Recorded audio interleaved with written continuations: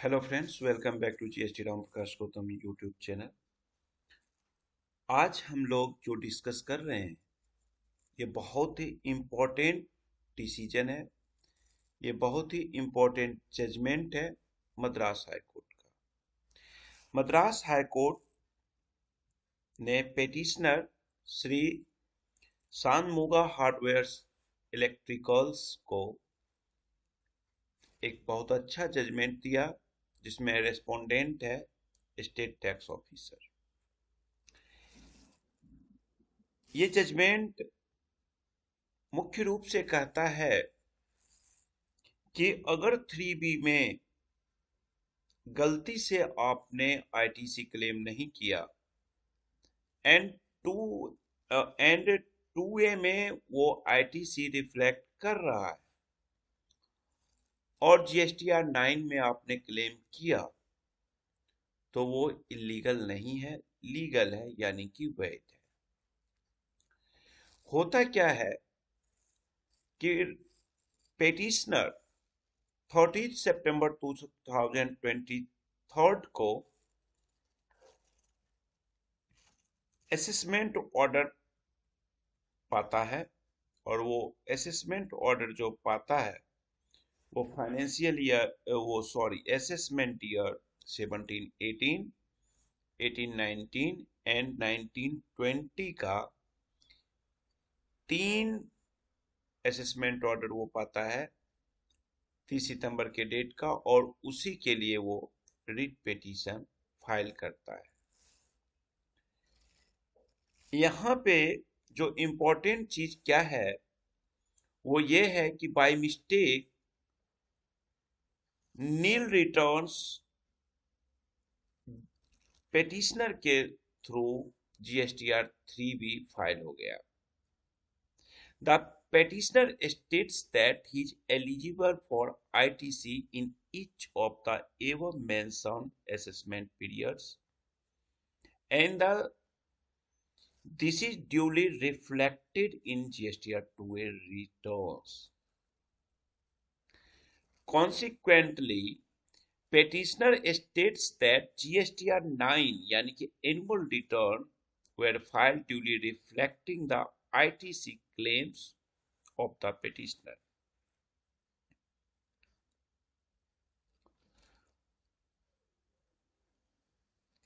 Petitioner ने GSTR 3B जो file किया वो नील कर दिया,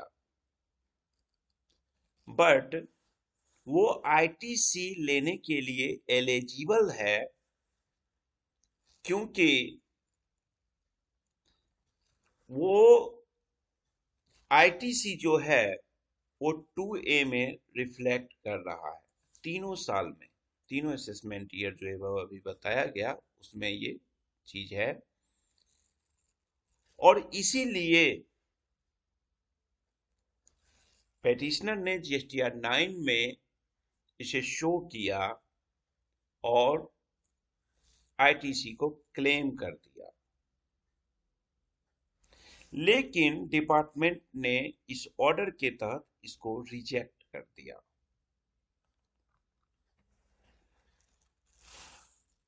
पेटिशनर का ये कहना है कि जो मेरी टैक्स लायबिलिटी है वो हर एक असेसमेंट ईयर में आईटीसी से कम रहा है, यानी कि ITC in each assessment period exceeds the tax liability. Tax liability जितनी बनती थी उससे ज्यादा इसके पास आईटीसी अवेलेबल है तीनों असेसमेंट ईयर में। तो जब टैक्स लायबिलिटी कम है और आईटीसी ज्यादा है और गलती से 3B में वो फाइल नहीं कर पाया, तो ऐसा नहीं है कि उसको नहीं मिलेगा। और क्यों नहीं मिलेगा, व्हाई नॉट, मिलना चाहिए। गलती से रह गया, उसकी संपत्ति है, उसको दो न भैया। यानी कि ये तो वो वाली बात हो गई ना कि मेरा मोबाइल है और मैं कहीं बैठा और मेरे से छूट गया, तो जिसने उठा लिया उसका उस पर राइट बन जाता है कि अब मोबाइल मैं राम प्रकाश गौतम को नहीं दूंगा। ये तो वो वाली हो गई ना।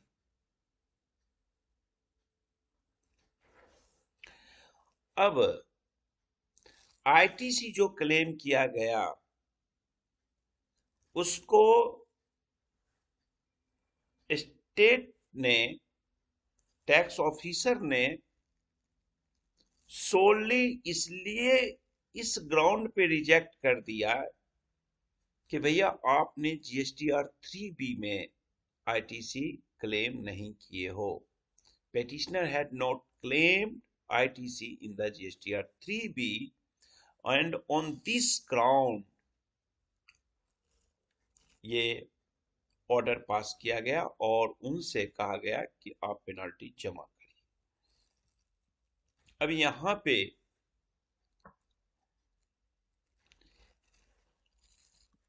3B को जो रिटर्न का आधार बनाया गया रिफंड नहीं करने का, नील का, उसके 17-18 में क्या सेंटेंस लिखा है इसको समझिएगा। The reply filed by the registered person were verified and not accepted. Tax officer ने कहा कि जो रिप्लाई भेजा गया मेरे पास एसेसिंग रजिस्टर्ड पर्सन के थ्रू, डीलर के थ्रू, उसका मैंने वेरीफाई किया and after verification it is not acceptable. So as per section 74 of CGST act 2017 हमने जो अमाउंट टैक्स पेबल जो निकलता है वो plus interest and penalty impose कर दिया।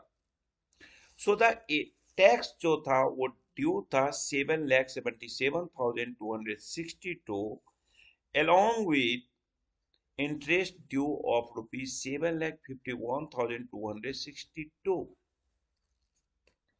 और this is till 31st May 2023। और इसका बेस इसलिए लिया गया और इसलिए पे करने के लिए कहा जा रहा है कि जो टैक्स पेयर है वह जो एलिजिबल आईटीसी है उसको भी उसने जीएसटीआर 3B में क्लेम नहीं किया।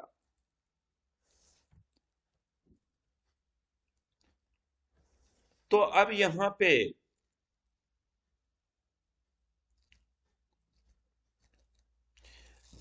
जो असेसिंग ऑफिसर का काम ये बनता है कि जब रजिस्टर्ड पर्सन ये असर्ट्स करता है कि जो आईटीसी लिया गया है वो एलिजिबल बंदा है क्योंकि जीएसटीआर 2A और जीएसटीआर 9 रिटर्न में आ रहा है, तो इस केस में assessing officer should examine the ITC claim is valid और not, and for this verification assessing officers should verify relevant documents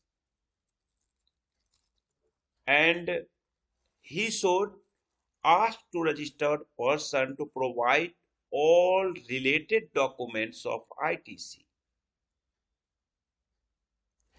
यहां पे इस बेस पे सिर्फ रिजेक्ट किया गया, ground was that कि GSTR 3B returns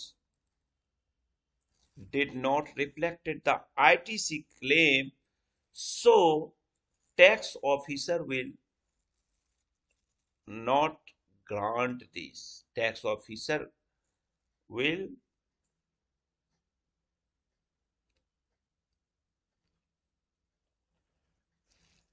recover the interest and penalty and tax liability। इस बात पे,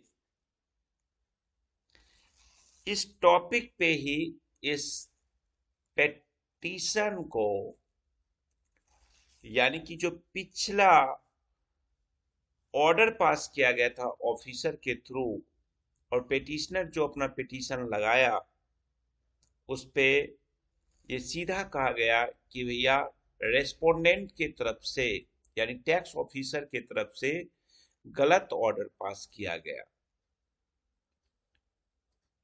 और ऑर्डर ये पास किया गया कि petitioner is permitted to place all documents pertaining to its ITC claim before the assessing officer with in maximum period of 2 weeks from the date of receipt of the copy this order.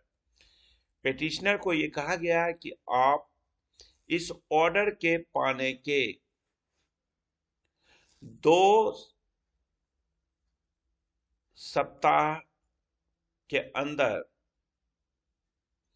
Assessing officer के पास पहुंचिए और वहां पे direct किया गया respondent को कि आप अपना एक मौका पेटिशनर को दीजिए और उसका पर्सनल हियरिंग करिए, और उसके बाद, उसके सुनने के बाद, उसके डॉक्यूमेंट्स को चेक करने के बाद एक फ्रेश असेसमेंट ऑर्डर मैक्सिमम 2 महीना के अंदर इस पेटिशनर के द्वारा जो डॉक्यूमेंट्स आपको सबमिट किया जाएगा उसका ऑडिट करके मैक्सिमम 2 महीना के अंदर आप इसको एक नया assessing order, assessment order pass करेंगे। और इस आधार पे इस केस को डिस्पोज कर दिया गया, यानी कि मद्रास कोर्ट ने ये कहा कि अगर 2A में आ रहा था आईटीसी और XYZ एनी रीजन पेटिशनर ने 3B में आईटीसी नहीं लिया, तो इसका मतलब ये नहीं है कि पेटिशनर इसके अगेंस्ट नहीं जाएगा, सेल टैक्स ऑफिसर के ऑर्डर के अगेंस्ट नहीं जाएगा, क्योंकि जब वो अब रिस्पोंड कर रहा है कि जी मैंने प्रॉपर सारी चीजें, मेरे पास डॉक्यूमेंट्स हैं और मैंने गुड्स को मैंने बाय मिस्टेक 3B में आईटीसी नहीं लिया, तो यहाँ पे मौका बनता है टैक्स ऑफिसर को कि एक बार ऑडिट करे और सही से उसको फिर से नया असेसमेंट ऑर्डर पास करे। तो ये बड़ा इंपॉर्टेंट जजमेंट है। हालांकि मद्रास हाई कोर्ट का है तो मद्रास में तो ये एक तरह से अब रेफरेंस ले आ जाएगा हर एक जजमेंट के साथ, बट इंडिया बेस पे भी, पैन इंडिया बेसिस भी अगर आपके पास ये सवाल, ऐसी स्थिति आती है, देन आप इस केस के रेफरेंस को किसी भी हाई कोर्ट में प्रेजेंट कर सकते हैं। क्लियर? तो आप इसका जो जजमेंट है अपने पास रखिएगा। जजमेंट मैं फेसबुक और टेलीग्राम चैनल पे डाल दिया हूँ, वहां से आप ले सकते हैं। Thank you, bye bye.